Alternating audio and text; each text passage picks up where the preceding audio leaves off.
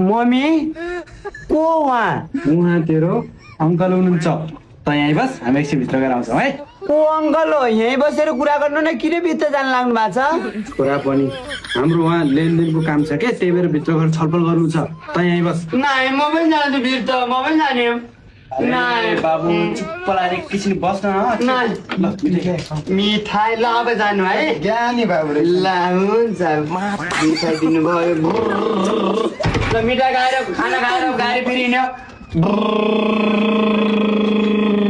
छोरा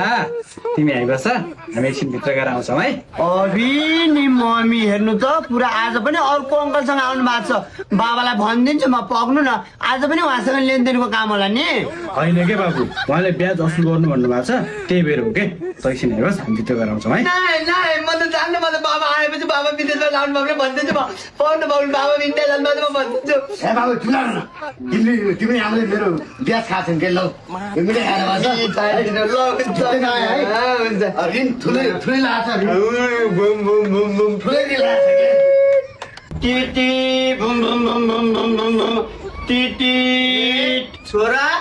बाबा आउनु भयो मलाई मिठी ल्याइदिनु भयो